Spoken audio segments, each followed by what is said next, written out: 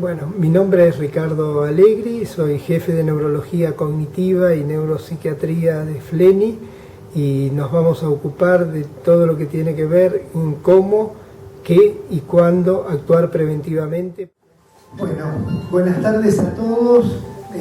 Agradezco a Lilia, a la doctora Lilia Canevaro, nuestra neuropsiquiatra, la invitación para que disertemos, para que charlemos un poco sobre este tema que tiene que ver con el envejecimiento saludable y lo que aparece como pregunta: ¿cómo, cuándo y por qué empezar a cuidarnos? O sea, ¿qué es lo que significa? Y es muy interesante el hecho de que venga cambiando en los últimos años varios de los axiomas que conocíamos como cursos obligados de nuestro envejecimiento, de lo que es el deterioro, de lo que tiene que ver con el paso del tiempo, y durante mucho tiempo se discutió y, como vamos a ver, se planteó que bueno, que esto era una cuestión inexorable y que lo único que teníamos que hacer era pasar la vida para que esto apareciera y era parte de lo que era el envejecimiento normal.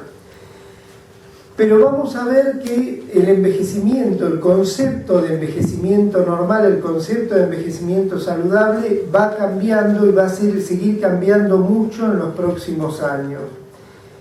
En primer lugar, vamos a ver 4 preguntas que yo planteé. Por un lado, ¿qué es el envejecimiento saludable? ¿Qué significa el envejecimiento saludable? En segundo lugar, 2 palabras, no vamos a desarrollar enfermedad de Alzheimer, pero sí 2 palabras, porque la enfermedad de Alzheimer es una de las patologías más prevalentes, más frecuentes en lo que es el envejecimiento, y es la responsable de mucho del deterioro intelectual que uno ve en el envejecimiento.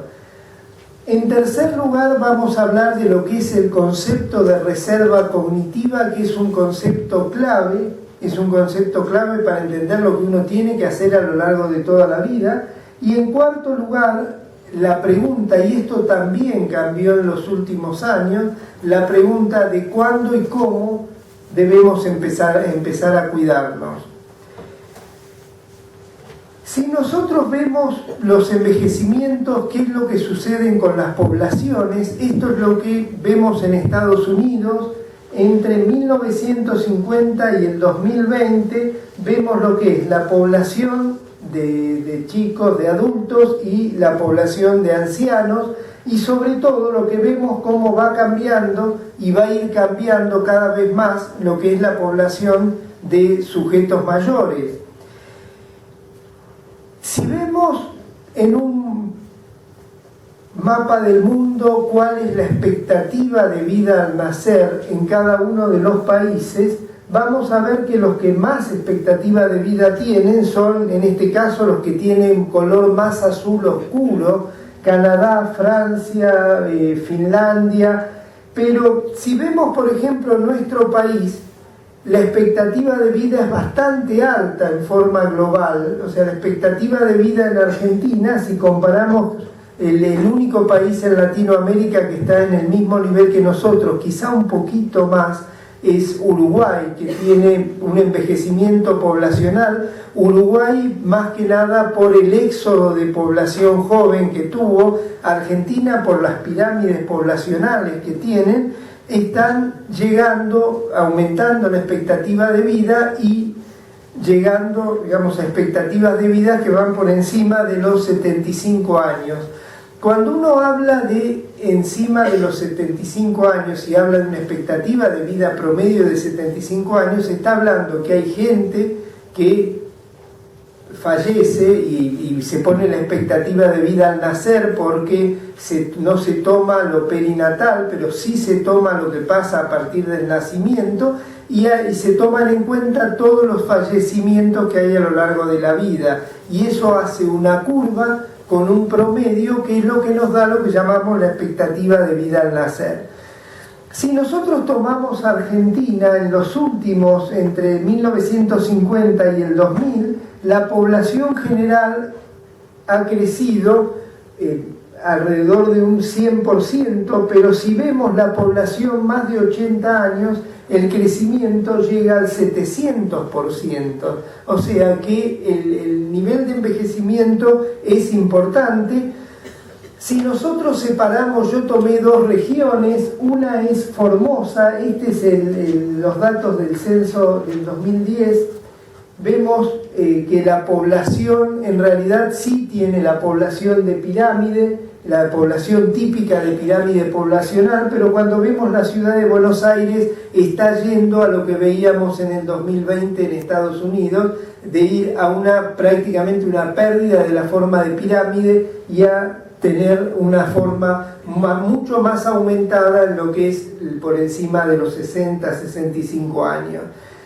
En la ciudad de Buenos Aires la ancianidad es del 20.6%, o sea, el 20% de la población de la ciudad de Buenos Aires tiene más de 65 años. Y esto es algo que es prioritario para saber qué es lo que uno va a hacer. 20% no es menor dentro de lo que es poblacional, es muy grande y uno tiene que prever qué es lo que va a hacer y que esto va a seguir aumentando en los próximos años. Este es el contexto social, el contexto global sobre el cual estamos. Ahora, ¿cuál es el concepto de envejecimiento? En primer lugar, lo que se divide es lo que se llama envejecimiento y lo que se llama senescencia. Envejecimiento es el proceso de declinación pasiva esencialmente cronológico. Más allá de lo que nos pese, somos tan viejos como años tenemos, es así. Después, dentro de eso, podemos estar mejor o podemos estar peor, pero el tiempo es lo que nos marca el proceso de lo que llamamos envejecimiento. Por otra parte, hay algo que se llama senescencia, que no es el proceso pasivo, sino que es un proceso activo resultado de mecanismos que conocemos como cambios relacionados a la edad. Nos aparecen canas, nos aparecen arrugas, veamos, lo que conocemos habitualmente en distintas partes de nuestro cuerpo que tienen que ver con lo que llamamos cambios relacionados con la edad. En este caso, como vemos, modificaciones en piel, pelos, uñas, alteraciones óseas articulares, tenemos dificultades visuales, alguna dificultad auditiva.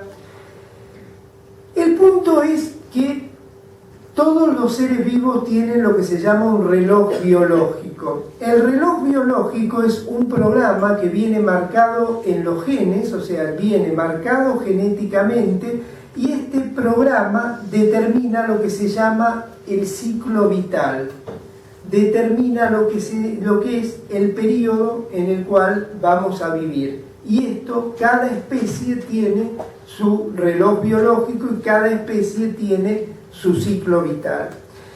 Sin embargo, si bien esto está determinado genéticamente, el ser humano, por los cambios que se han ido dando en la evolución, los cambios que se fueron dando desde el punto de vista de mejorar lo que es el contexto social, lo que tiene que ver con el tratamiento de enfermedades, lo que tiene que ver con los antibióticos, lo que tiene que ver con las terapias intensivas, las unidades coronarias, todo eso hizo que algo que estaba genéticamente determinado y que es el ciclo vital, en el ser humano el ciclo vital va extendiéndose en la medida que va pasando el tiempo. ¿Y cómo es esto?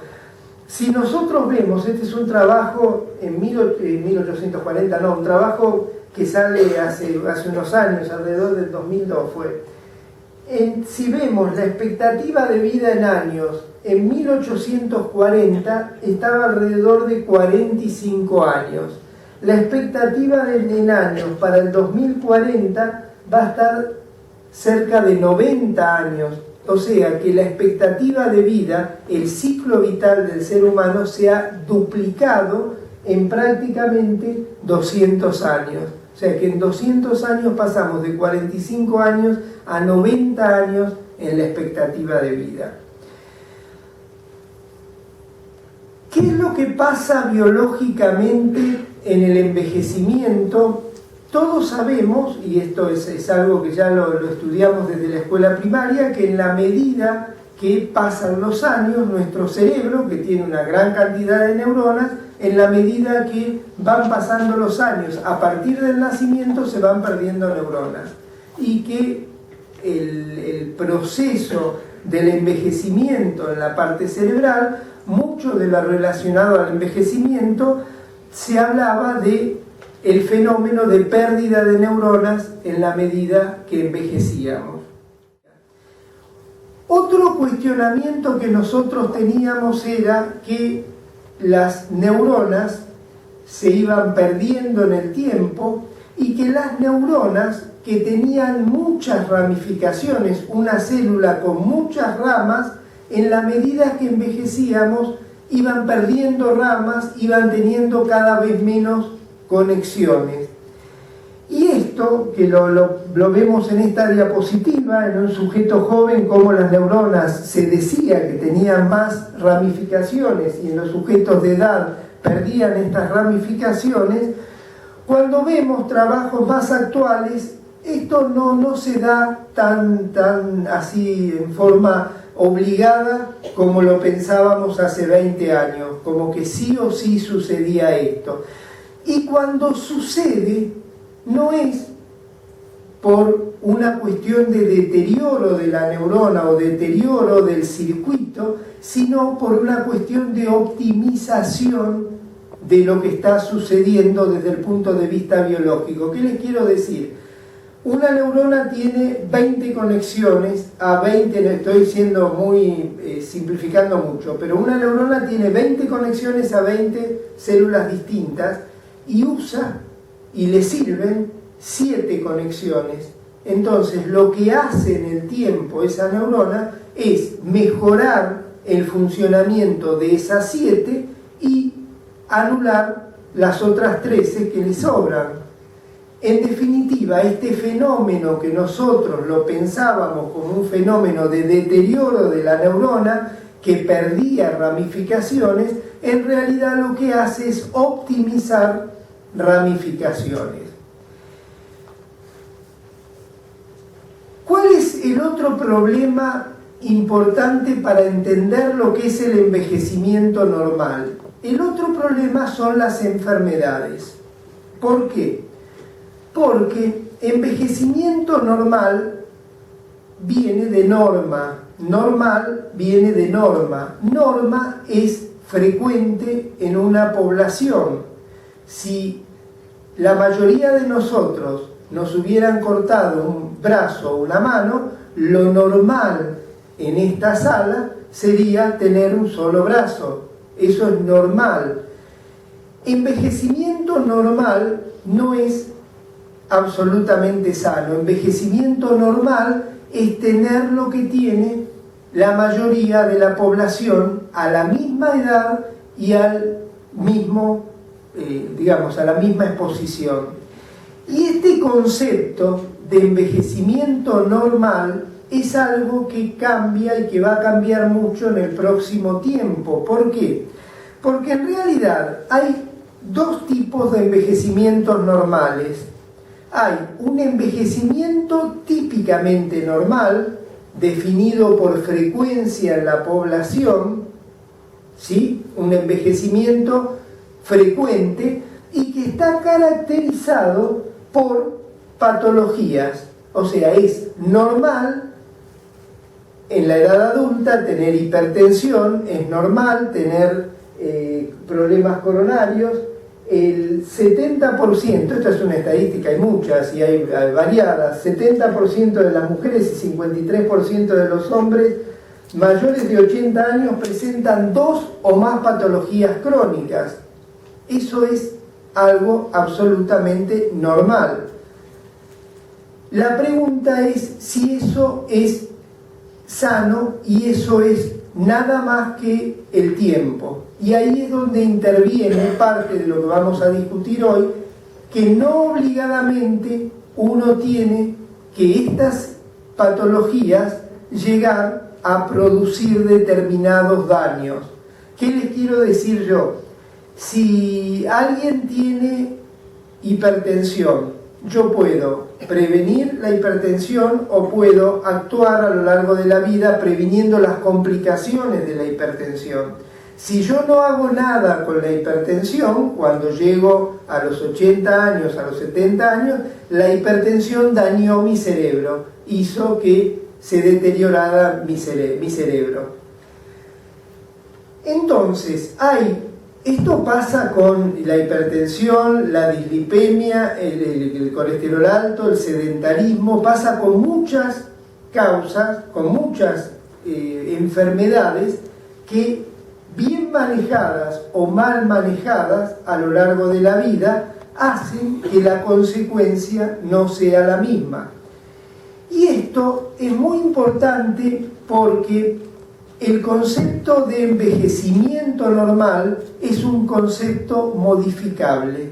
¿Modificable cómo? Modificable controlando muchos de los factores que actúan. ¿Qué es lo que yo les quiero decir? Hoy, a los 70 años, vamos a poner un ejemplo, yo les pido que repitan 15 palabras y la media de las personas de 70 años recuerdan 13 palabras. ¿Por qué recuerdan 13 y cuando tenían 20 años recordaban 15? Sería la pregunta. Una respuesta fácil es porque pasaron los años. La segunda respuesta es porque junto con el pasaron los años, estas enfermedades trajeron compromiso, trajeron problema en el cerebro. Entonces, lo que uno se plantea es, hay algo que traen los años, pero hay otras cosas, lo que traen los años lo traen, pero hay otras cosas que son enfermedades que si uno las maneja distinto, no obligadamente el individuo a mayor edad funciona igual. Esto nosotros lo vemos mucho cuando nosotros usamos mucho lo que son controles normales. Controles normales nosotros buscamos, yo busco para investigación tener personas sanas. ¿Por qué? Porque eso me sirve a mí para comparar lo normal y lo sano con lo que yo estoy teniendo como patologías. Y cuando yo estoy buscando controles normales, lo que busco son poblaciones, lo frecuente en la población. No busco a alguien completamente sano, busco a alguien que tenga lo que tiene la media de la población. Y en esta búsqueda de los controles normales, hace 20, 25 años, yo buscaba controles normales y tengo controles normales de esa época. Los controles normales de esa época, de hace 20 años, no de hace 80 años, de hace 20 años, controles normales de 70 años, de hace 20 años, no me sirven para lo que es el control normal de hoy, de 70 años. ¿Y por qué no me sirve? Porque hay cambios. Hay cambios en el estímulo, hay cambios en cómo se dan las cosas, pero además hay cambios de cómo se manejan estas enfermedades que son las que traen mucho de lo que llamamos declinación relacionada con la edad. El otro punto que es importante, que yo les decía, es que hay una enfermedad, en realidad hay dos enfermedades, pero vamos a tomar una, que es la enfermedad de Alzheimer, que en realidad se describió como una enfermedad rara, que es una enfermedad edad dependiente. ¿Qué significa edad dependiente? Que en la medida que tenemos más edad, cada vez es más probable que la podamos tener. Si ustedes me preguntan con qué frecuencia, 2% a los 60 años, 4 por 10 a los 80 años. O sea, si yo quiero simplificárselo, 2 de cada 100 personas a los 60 años, 4 de cada 10 o casi 1 de cada 2 a los 80 años. O sea, eso es una enfermedad de edad dependiente, que la edad absolutamente determina el aumento enorme, exponencial de la enfermedad. Esto es lo que hizo confundir durante mucho tiempo, y todavía se discute, si todos viviéramos 120 años, todos terminaríamos teniendo enfermedad de Alzheimer, que en algún momento algunos hasta pensaron que era un envejecimiento y que tenía que ver con el proceso de envejecimiento. Hoy sabemos que no, que es una enfermedad en el contexto del envejecimiento. Hay enfermedades que se dan en los chicos, hay enfermedades que se dan en edades medias de la vida, y esta es una enfermedad que se da con mayor frecuencia en la medida que aparece el envejecimiento. Es importante cómo esta enfermedad se desarrolla. No es importante memorizar la fisiopatología exacta, pero sí es importante saber, la enfermedad se da porque se depositan unas proteínas entre las células, después, en el tiempo, se empieza la célula, ya no la parte de afuera, la célula empieza a tener problemas, y después de un tiempo empieza a aparecer el paradigma de esto, que es el olvido, la pérdida de memoria y el deterioro. Esto que hasta hace 10 años era inexorable para la enfermedad de Alzheimer, o sea, todos sabíamos que una vez que esto se desencadenaba, como esto es algo biológico y es algo que se da, todos decíamos, bueno, una vez que se desencadenó, obligadamente termina en tanto tiempo, en tal forma. En realidad, lo que se empieza a conocer en los últimos 10 años es que hay factores que hacen que este camino sea más rápido y hay factores que hacen que este camino sea más lento. ¿Y qué factores son?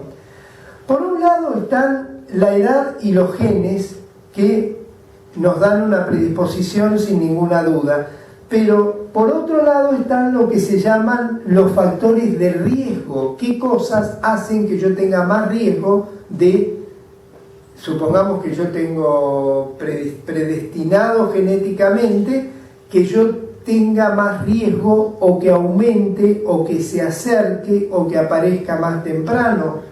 Lo que se llaman los factores de riesgo vasculares.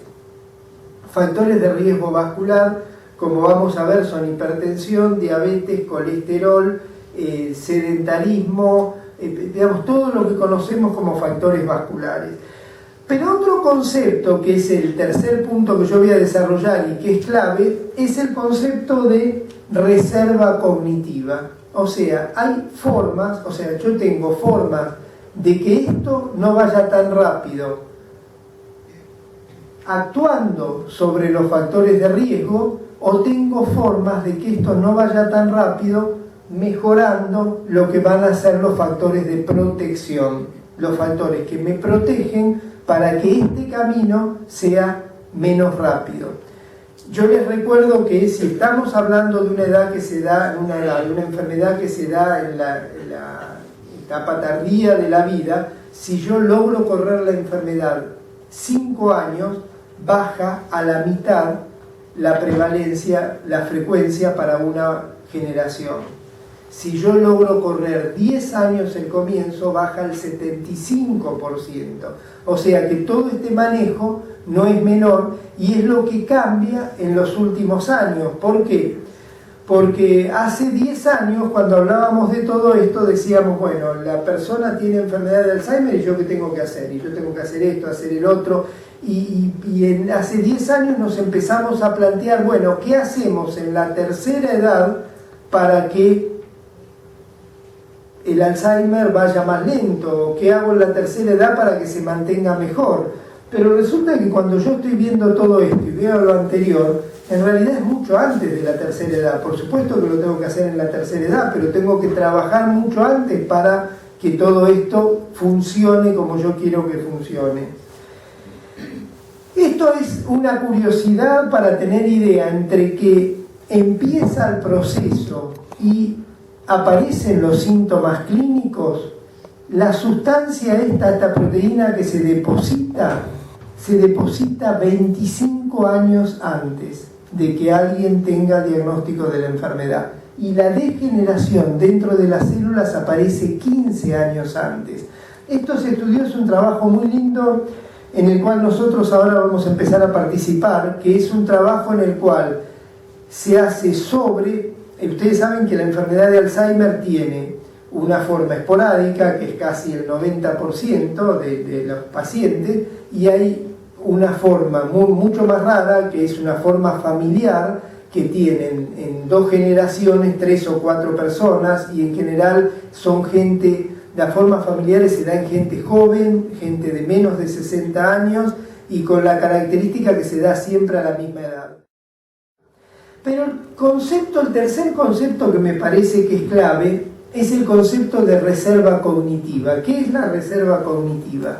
Y en realidad, la definición que más me gustó es esta: capacidad de potenciar el rendimiento cognitivo a través, o sea, que yo funcione mejor intelectualmente, a través del reclutamiento o incorporación de diferentes redes o circuitos neuronales, lo que refleja clínicamente la utilización de estrategias cognitivas alternativas. ¿Qué es reserva cognitiva? Las 2 diapositivas siguientes nos van a explicar y vamos a entender las 3. En realidad, genéticamente hay individuos que son más inteligentes, individuos que son menos inteligentes. Esto es así, uno no puede discutirlo. Uno lo que tiene claro es que hay personas con más capacidad y personas con menos capacidad. Y eso es lo que se llama la reserva cerebral. Es la llamada reserva cerebral. Y en esto, si yo tengo, vamos a poner el ejemplo, una persona con más capacidad y una persona con menos capacidad, y tengo un límite a partir del cual, si lo paso, me aparecen los síntomas, de ahí para arriba funciono bien, de ahí para abajo empiezo a tener problemas. Si yo le pongo una lesión a uno, al paciente 1 y al paciente 2, el paciente 1 sigue siendo normal y el paciente 2 empieza a tener los síntomas. Esto es así, sí, pero yo les diría que por ahora sobre esto es poco lo que podemos hacer, y es mucho más interesante el segundo planteo.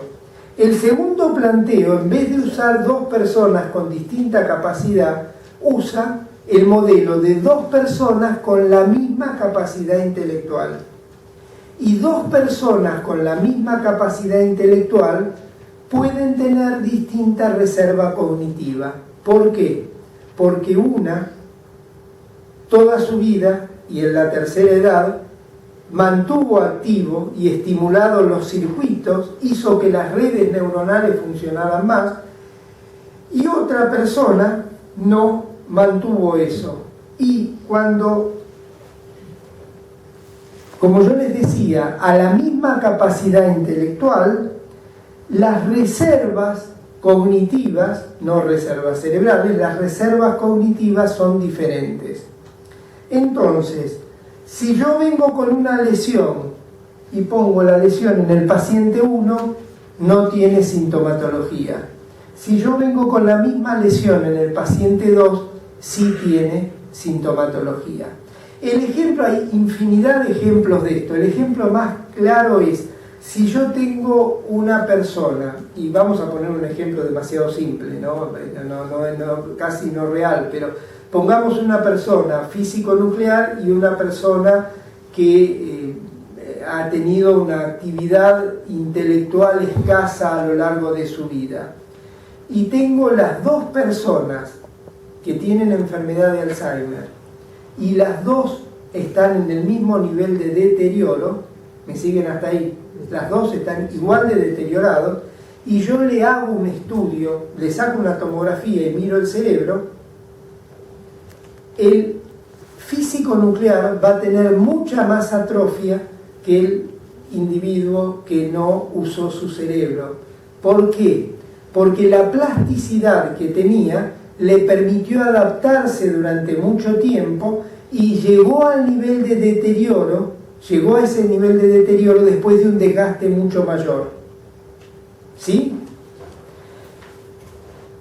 Esto, que por supuesto se puede ver en clínica, también se puede ver claramente en experimentos con animales. Hay múltiples trabajos, toman los ratones no hacen enfermedad de Alzheimer. El ratón, para que haga enfermedad de Alzheimer, hay que hacerle un cambio genético.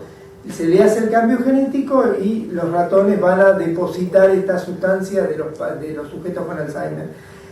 Y lo que hacen es investigar y ponen el ratón en una jaula aburrida y en una jaula divertida. Jaula aburrida es una caja, y jaula divertida es que tenga muchos de estos sistemas para hacer ejercicio, para ir de un lado al otro.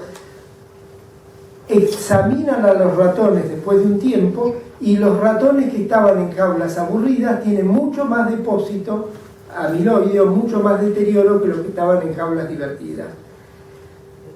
Esto, si a ustedes les interesa Internet, les sugiero que entren en Google y pongan el NAN Study, el Notre Dame NAN Study, que es un estudio apasionante que se hace en Estados Unidos de un convento de monjas, en que las monjas le donan los cerebros de las monjas que se habían muerto a Snowden, un neurólogo.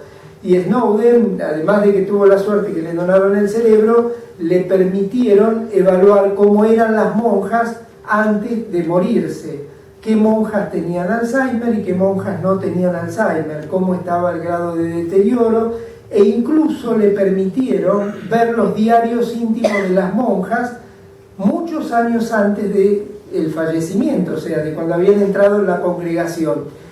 Y Snowden, se los recomiendo, si ponen incluso en YouTube, hay cantidad de videos que muestran todo lo de las monjas. Estas monjas tienen unas expectativas de vidas altas que llegan casi a los 100 años. Y son un modelo ideal, ¿por qué? Primero porque están muy envejecidas, pero además que están en una comunidad con los factores externos muy controlados.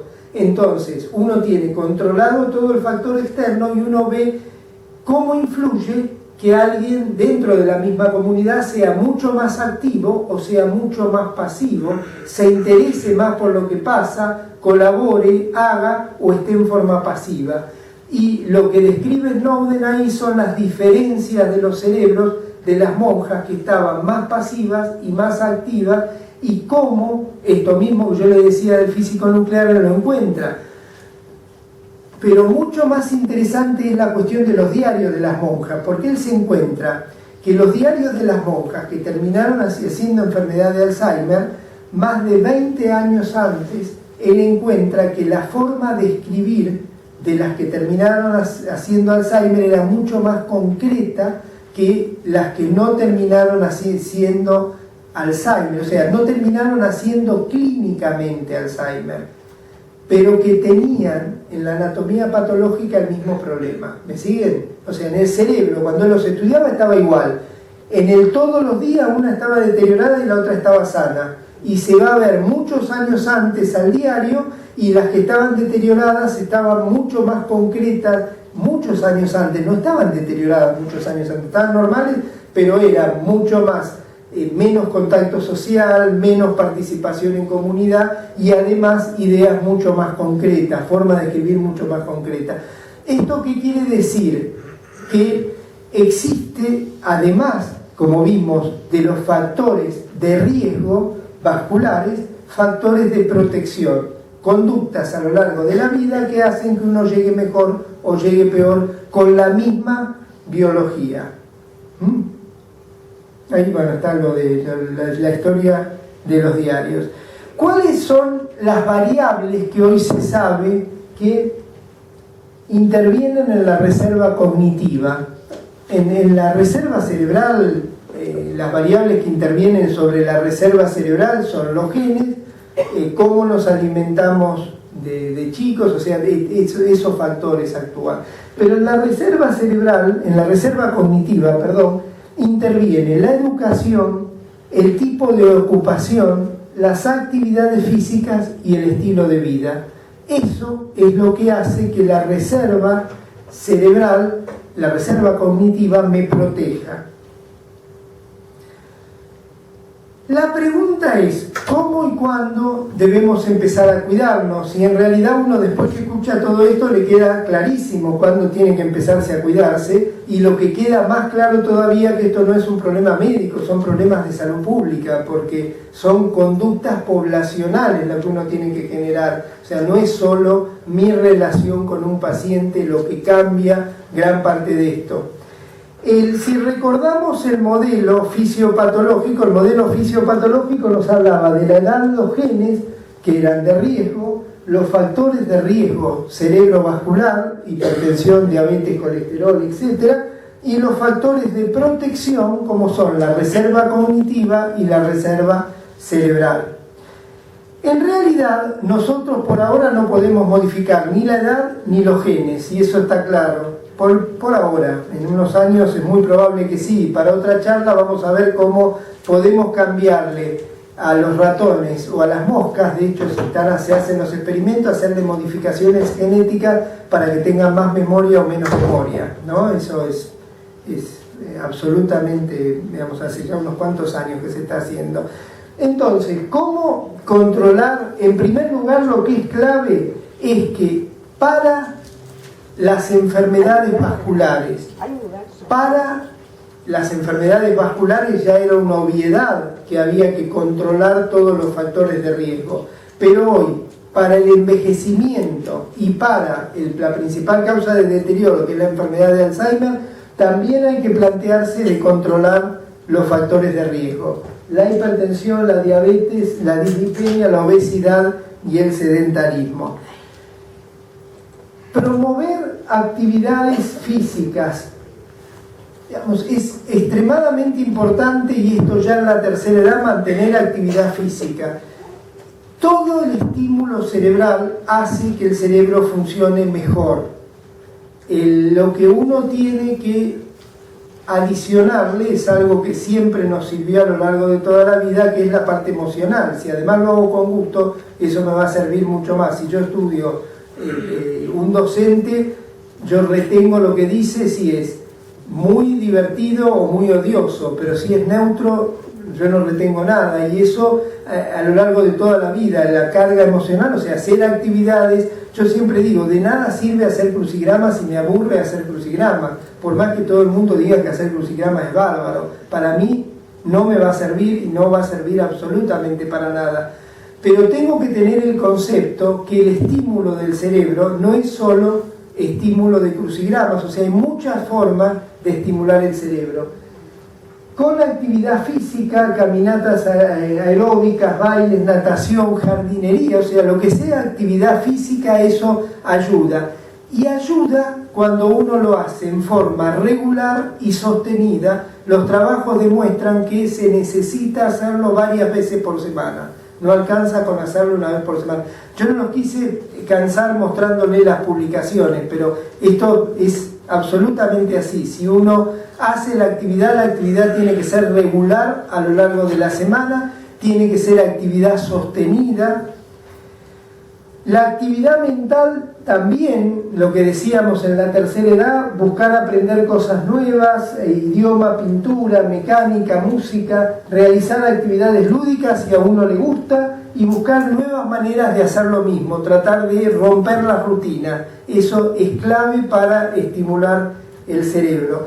El tercer punto es lo que tiene que ver con la actividad social, con lo que pasaba con las monjas. Las monjas que eran más sociables dentro del mismo contexto, de la misma generación, de la misma congregación, del mismo convento de clausura, estamos hablando. Cambiando la actitud de las monjas, cambiaba el resultado final a lo largo de su vida.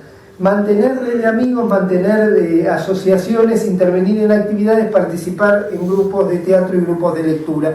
Y yo uso esto ya casi para terminar, que es porque es importante plantearse cuánto juega cada uno de estos factores. Y en la literatura lo que se plantea es que lo genético tiene un peso entre el 30 y el 50%.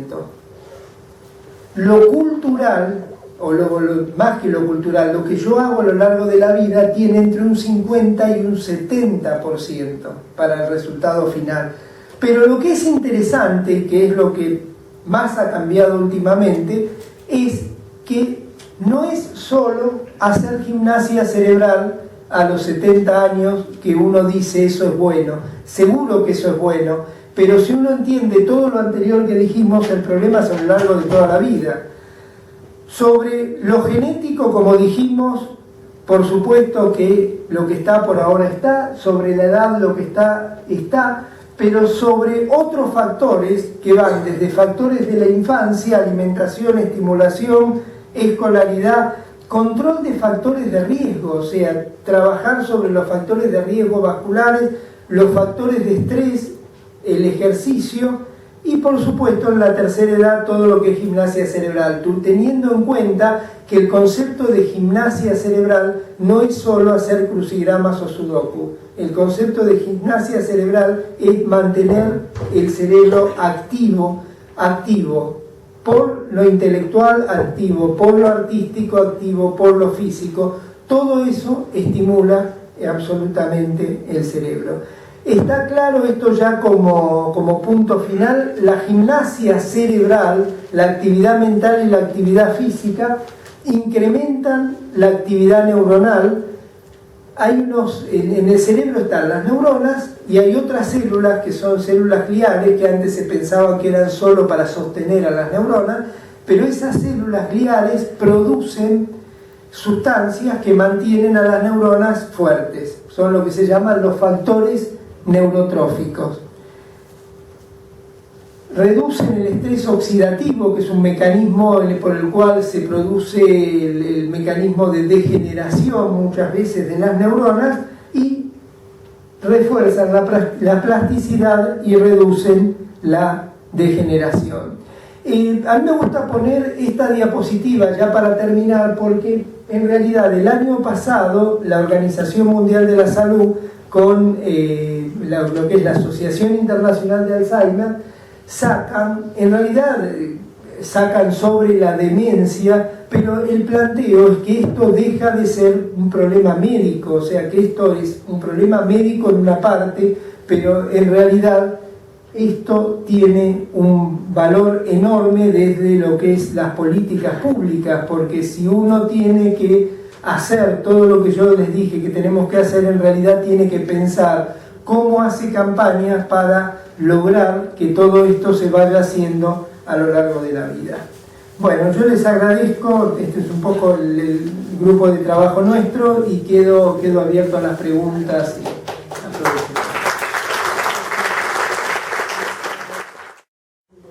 O sea que el paso del tiempo es lo primordial. O sea que el paso del tiempo es el paso del tiempo, pero uno puede modificar qué es lo que pasa con ese paso del tiempo. O sea, el paso del tiempo no lo podemos cambiar. Como yo les decía, los genes tampoco podemos cambiar, pero hay cosas que sí podemos modificar para funcionar mejor. Ese es el concepto. No es lo mismo hacer que no hacer. Y el concepto básico es, todo esto es acciones de prevención. Cómo uno tiene que trabajar en prevención para que esto funcione mejor. Nosotros siempre decimos que el gran éxito del aumento de la expectativa de vida han sido los antibióticos y las terapias intensivas. ¿Por qué? Porque eso hizo que la gente viva muchos más años. El punto que nos tenemos que plantear ahora no es solo cómo vivir más años, sino cómo lograr la mejor calidad en esos años. Y lo que nos demuestra, lo que yo les decía al principio, el deterioro, si bien tenemos un ciclo vital que es cierto, pero el deterioro es el resultante, llamémosle la declinación, no el deterioro, porque el deterioro es enfermedad. La declinación es resultante de nuestro sistema biológico y de las agresiones que recibe y de la forma como actuamos a lo largo de la vida con eso. Ustedes me van a decir, ¿un físico nuclear no va a tener Alzheimer? Sí que lo va a tener, pero lo va a tener mucho más tarde que si no hubiera sido físico nuclear. Y puede ser un físico nuclear y no haber sido tan activo tampoco, ¿no? Yo lo pongo un poco reduccionista el ejemplo. Pero la cuestión es, a lo biológico, a la edad, al paso del tiempo, uno tiene distintas conductas para llegar de manera distinta. Ese es el mensaje y eso es lo que se está trabajando hoy en día. O sea, hoy se trata de ir dirigido hacia eso. Muchas gracias. Bueno, Sí. Dos preguntas. Primera, la otra enfermedad que usted dijo que no iba a mencionar, ¿cuál es? ¿El Parkinson? El Parkinson es otra enfermedad degenerativa. En realidad lo que yo no iba a mencionar es lo que tiene que ver con la parte de la enfermedad cerebrovascular, la arteriosclerosis y lo vascular. Y la otra, ¿reserva cognitiva y plasticidad neuronal son más o menos sinónimos? No, la plasticidad neuronal es la base biológica de la reserva cognitiva. ¿Entiende? Que yo tenga más plasticidad, que pueda hacer más conexiones, hace que yo tenga mejor reserva cognitiva. ¿Y cómo hago que pueda hacer más conexiones? Con los mismos circuitos estimulándolos más. Con esas actividades que decías hoy. Sí, sí, sí. Sí. Aparte de la actitud de vida, la alimentación, lo social y todo, que bueno, que te agarra desde que no nace, pero a lo mejor desde los 40 más atención. ¿Hay que reforzar con medicación específica? Hay que reforzar con medicación específica si hay enfermedades específicas, pero no reforzar en sujetos sanos, no necesitan medicación específica, necesitan hábitos saludables. No, hoy el planteo no es tomar vitaminas, se toman vitaminas si uno tiene déficit de vitaminas. El planteo son dietas equilibradas, dietas organizadas, no tomar medicaciones. No hay ninguna medicación que actúe sobre la memoria si uno no tiene algo en la memoria. Si uno tiene algo en la memoria, actúa sobre la memoria. Si uno tiene algo en el movimiento, actúa sobre el movimiento. Si uno tiene algo... Las medicaciones se usan mucho como tratamiento. Hay medicaciones preventivas, hay distintos niveles de prevención que se llaman. Hay prevenciones primarias, prevenciones secundarias. Prevenciones primarias es actuar sobre los factores de riesgo. Prevenciones secundarias es dar medicaciones para que no aparezcan problemas. Ejemplo, en alguien que tiene algún problema coronario, yo le doy aspirina para que no haga un infarto o un problema cerebral, yo le doy, después pongo el ejemplo de la aspirina. Eso, ahí sí usa medicación para prevenir, pero está previniendo porque algo está pasando, no lo toma porque sí. Porque sí es el paso anterior de prevención primaria. ¿Sí? ¿Hay estudios para saber si uno entró en deterioro? Si ya está deteriorado. Si ya está deteriorado. En realidad hay estudios para saber qué es lo que está pasando, sí. Pero por eso, esos estudios uno los tiene que hacer así como va el cardiólogo, va el endocrinólogo, etcétera, etcétera. A cierta edad uno empieza a tener, por el envejecimiento, controles. ¿Qué control hay que hacer con respecto a lo cerebral? Que uno no, hasta ahora... En realidad lo que uno debiera es hacer control de todos los factores que yo les dije. Eso es el control básico. Si aparece algo que llama la atención, sí, el hecho, sobre todo si llama la atención al entorno y alguien en el entorno nuestro se queja o nos dice que nos está pasando algo, por más que nosotros no veamos que está pasando nada, vale la pena consultar y vale la pena ver y ahí sí hacer todo el chequeo. No se hacen, al menos hasta hoy, yo creo que eso va a cambiar en el próximo tiempo, pero al menos hasta hoy no se hacen controles preventivos de todo esto. Si ustedes me preguntan si yo haría ciertos controles preventivos para ciertos lugares, pero no controles poblacionales.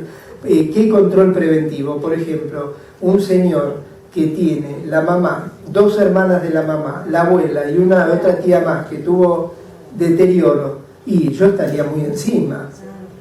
¿Entienden? O sea, cuando hay factores hay que ir y actuar. Si no hay factores y no está pasando nada, lo que hay que plantearse es cómo prevenir. Esa es la conducta. Gracias. Doctor, ¿de Sí. qué depende conservar la plasticidad neuronal? ¿De qué depende? Depende de mi cerebro, cómo vino genéticamente y de cuánto yo me preocupé estimulándolo. De las dos cosas. Mi cerebro, como vino genéticamente, es la reserva cognitiva, la reserva cerebral. Y la estimulación que yo le di es la reserva cognitiva. El ejemplo lo van a entender, es casi obvio. Si una persona está todo el día en la casa sin hacer nada, uno sin conocer de medicina ve que empieza a tener una declinación. Si esa persona está activa, sale, hace compras, busca, se mantiene. Pongan eso en todo el contexto que yo les dije y eso es obvio. Sí. Puede ser que todo esté bien, pero esto de la memoria, que es tan típico, ¿no? Que uno tiene una vida activa, está teniendo una vida sana teóricamente, sin embargo la memoria falla y es notorio y limita. Sí. Puede ser. Lo primero que uno se plantea ahí es la pregunta de lo que decía la señora. El primer punto es, ¿lo que uno está teniendo es normal o lo que uno está teniendo no es normal? Después de los 50 años es normal que uno piense que tiene menos memoria. Es absolutamente normal que uno tenga olvidos, que le falte una palabra y que le aparezca después. Es absolutamente normal en los olvidos. Yo siempre pongo de ejemplo los olvidos banales, no olvidos importantes. O sea, yo no me olvido que hace 2 horas estuve en una entrevista con otro médico que... No, pues me olvidé, no me sale el nombre de otro médico que trabajaba con él y después me aparece el nombre. Ese es un olvido banal. Yo le quiero decir algo ahora, no me aparece el nombre y me voy en un rato en el auto y el nombre aparece. Ese es un olvido benigno que le llamamos. Hay otros olvidos que son olvidos mucho más significativos. ¿Y cómo es más significativo? Yo me olvido toda la situación, pregunto varias veces lo mismo, cuento varias veces lo mismo, y ni hablemos si en algún momento me desoriento, tengo un problema para manejar dinero. Todo eso no diagnostica una enfermedad, da alarma para ir a ver a un médico. Las causas pueden ser muchas. Yo puedo estar muy deprimido y ser por depresión, estar con problemas y estar muy ansioso y ser por ansiedad, o ser por enfermedad de Alzheimer también. O sea, hay muchas. Pero lo que es importante es ahí plantearse la alarma y ante el planteo de la alarma separar qué es normal de qué no es normal. Si es normal, es normal. Yo no juego al tenis como jugaba a los 20 años. O sea, hay cosas que son normales en el envejecimiento y son así. Pero en ese son así hay algunas que se empiezan a escapar un poco. Si se empiezan a escapar un poco, ahí es donde tengo que abordar y tengo que ir a ver qué pasa. Y ahí es medicación, seguro. No, el primer punto es diagnóstico. Sí, bueno, diagnóstico. Y depende qué es la causa. Ahí el punto es qué pasa. Usted dijo que una vez que uno ve los olvidos se tiene que preocupar y ir a ver al médico. ¿Hay posibilidades de recuperar lo que está perdido? Todo depende de cuál es la causa. El olvido es como si fuera la fiebre. Uno puede tener fiebre porque tiene gripe o puede tener fiebre porque tiene tumor, una leucemia. El olvido, yo tengo un olvido, ese olvido, ¿a qué está obedeciendo? La causa de ese olvido es lo que me va a decir qué posibilidades tengo. ¿Hay posibilidades? Lo que está aún en las peores posibilidades, hay cosas para hacer.